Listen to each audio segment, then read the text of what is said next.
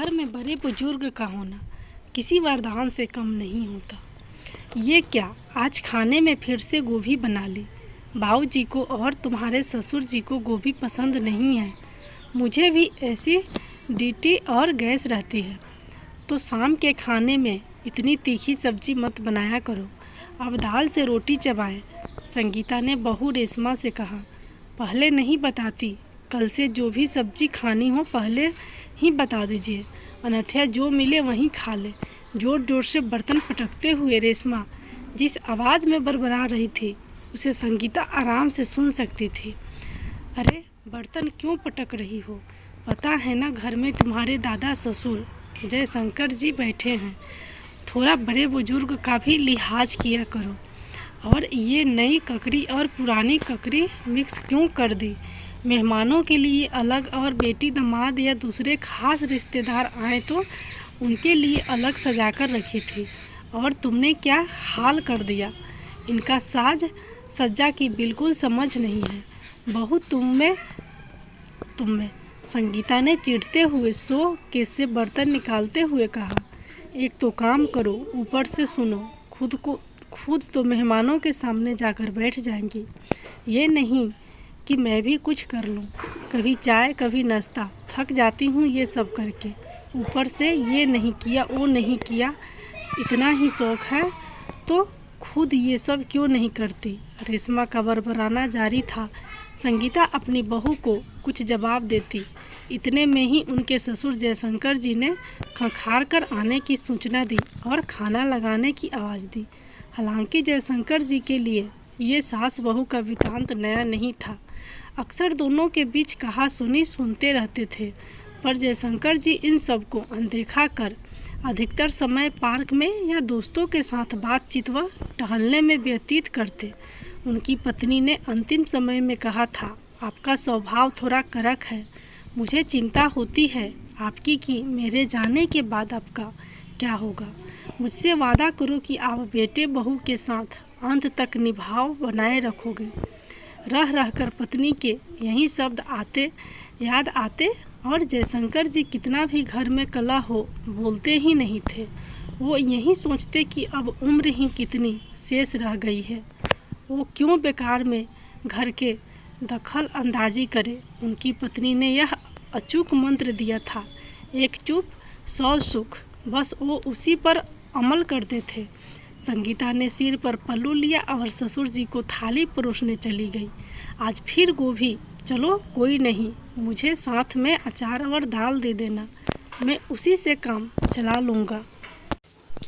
जयशंकर जी ने कहा। ओ, मैंने तो रेशमा बहुरिया को कहा, लेकिन संगीता अटकते हुए बोल रही थी। पर ससुर जी ने हाथ का इशारा किया और कहा, ठीक है बहू, कोई बात नहीं, बच्ची है, भूल जाती होगी। कहकर ना चीज़ की एक अवधि होती है। अब देखो ना, कुछ साल पहले मेरा भी कहाँ मन था कि मैं बैंक की नौकरी छोड़ूं। सोचता था थोड़ा बच्चों के लिए, घर परिवार के लिए और काम कर लूं, पर फिर सोचा आखिर ज़िंदगी वहीं 9 से 5 में व्यतीत कर दूं। आखिर अपने लिए कब जीना सीखूंगा। तुम्हें भी एक सलाह देना चाहता हूँ बहू, अब तुम भी रिटायरमेंट ले लो। रिटायरमेंट में मतलब? संगीता अटकते हुए बोली। हाँ बहू, मैं रोज़ तुम्हारी और छोटी बहू की बातचीत सुनता हूँ। तुम भी समझदार हो और वो बच्ची है। तुम लोग बातचीत कम और कलह ज़्यादा करते हो। देखो, ये साफ नहीं किया, ये ऐसे नहीं किया। घर को ऐसे चमकाना बगैर ऐसी छोटी छोटी और बेतुकी बातों से तुम अपना खून जलाती हो। तुमने इस घर को 30 साल अपनी मर्जी से चलाया है ना। जो तुम्हें साज सज्जा पसंद थी, जैसे तुम सामान को रखती थी, तो अब बहू को भी उसके हिसाब से करने दो ना। देखो, जब तुम आई तो तुम्हारी सास ने तुम्हें घर की बागडोर संभालने के दे दी। अब तुम भी बहू के हिसाब से तालमेल बिठाने की कोशिश करो। मैं ये नहीं कहता कि तुम कोई काम ना करो, बल्कि तुम छोटी बहुरिया के साथ सामंजस्य स्थापित करने की कोशिश करो।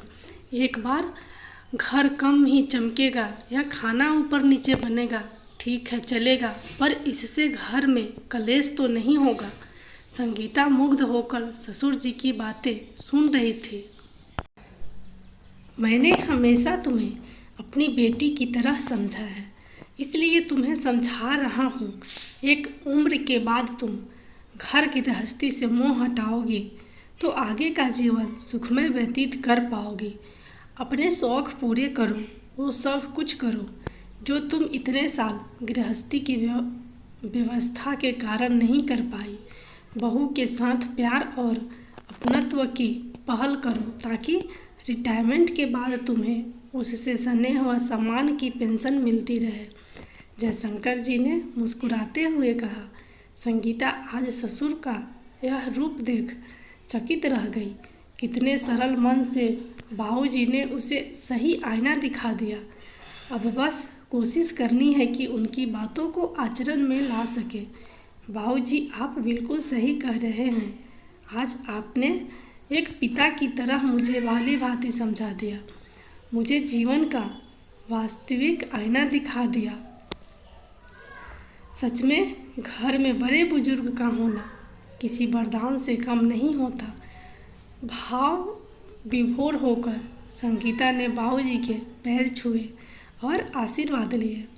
दोस्तों, अगर आपको यह वीडियो पसंद आई हो तो हमारे चैनल को सब्सक्राइब करें एंड वीडियो को लाइक एंड शेयर ज़रूर करिएगा।